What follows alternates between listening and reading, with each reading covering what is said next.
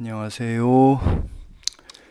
오늘은 성경에 정말 세계적인 베스트셀러라고 하는 성경에 나오는 황당한 내용에 대해서 그 숨겨진 비밀을 한번 찾아가 보겠습니다. 다른 게 아니라 헌금하다가 부부가 사망하는 사건이 성경에 기록되어 있어요.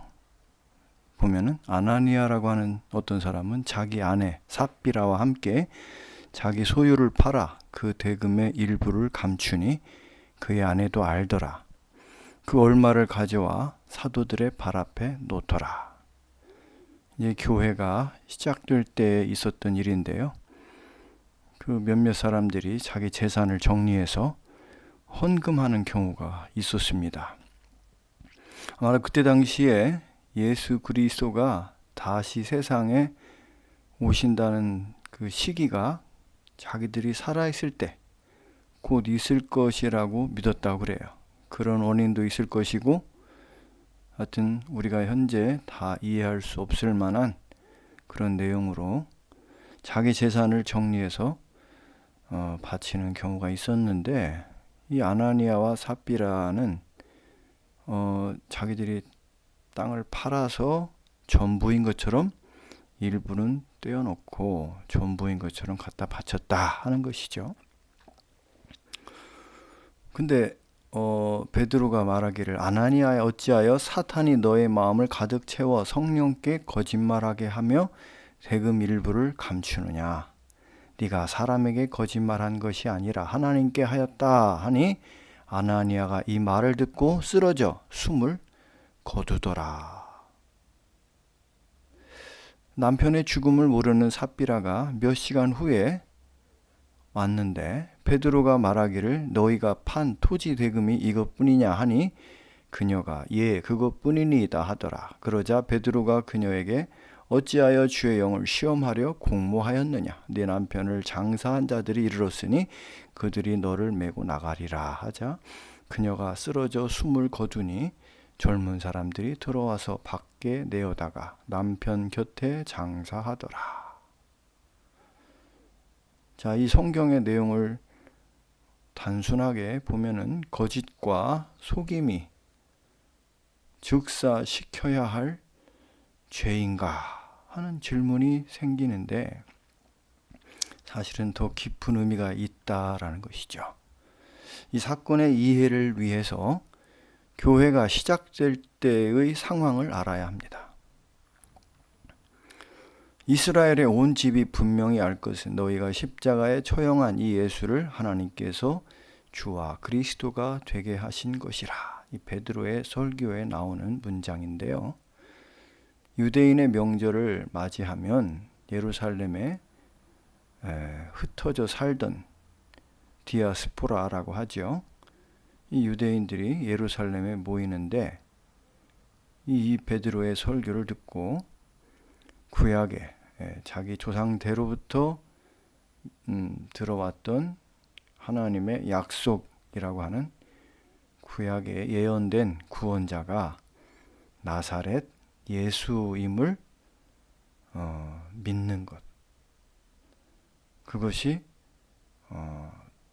바로 하나님께서 약속하신 메시아, 신약 성경엔 그리스도라고 표현하고 있는 그 메시아 그리스도가 바로 나사렛에서 오신 예수 그분이다 하는 말을 베드로가 한 거예요. 그 말을 받아들인 사람들은 세례를 받아서 그날에 3,000명, 또 다른 장수에 보면은 5,000명이 예수가 바로 하나님의 보내신 그리스도라는 이 말을 믿었다는 것입니다. 이러한 역사, 그들이 돌이켜서 예수를 믿게 된 역사에는 성령의 행하심이 있는데 베드로의 설교 가운데 회개하라 그리고 그 죄들을 사함받은 것으로 인하여 예수 그리스도의 이름으로 세례를 받으라 그리하면 너희가 성령의 선물을 받으리라 합니다. 회개라는 것은 하나님께 돌아오는 것인데 예수가 그리스도 메시아 구원자이심을 믿음으로 회개가 시작되는 것이죠. 오순절 그 유대인의 명절에 모인 수많은 유대인들 중에 예수가 구원자임을 믿은 사람이 많아지면서 이 모임이 시작된 것입니다. 근데 그때에 이 자발적으로 레위인 요새라는 사람에게 토지가 있어 그것을 팔아 그 대금을 사도들의 발 앞에 가져다 놓았다는 것이죠. 그때 그 재산을 팔아 헌금하는 모습을 보고 아나니아와 삽비라 부부도 동참하게 된 것으로 생각됩니다. 그런데 그들은 처분한 값의 얼마를 감추고 전부인 것처럼 바친 것이 화근이 되어 사망에 이르렀다는 것이죠.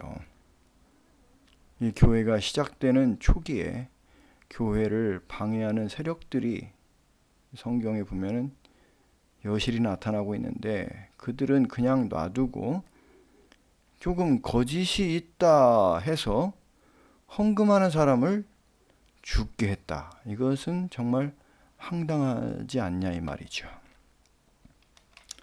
자, 우리가 교회란 무엇인가에 대해서 이거 한번 생각을 해봐야 되겠습니다.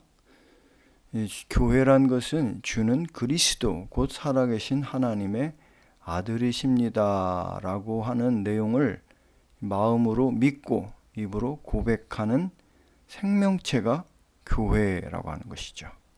예수께서 말씀하시기를 내가 이 반석, 이러한 고백을 반석이라고 하고 있어요. 반석 위에 내가 나의 교회를 세우리니 지옥의 문들이 그것을 이기지 못할 것이다.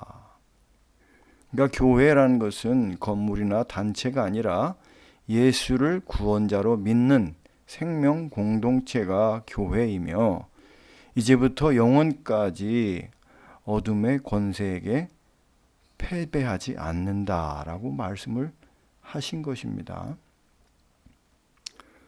자, 그런데 하나님은 그 교회를 통해서 어떠한 일을 하시는가?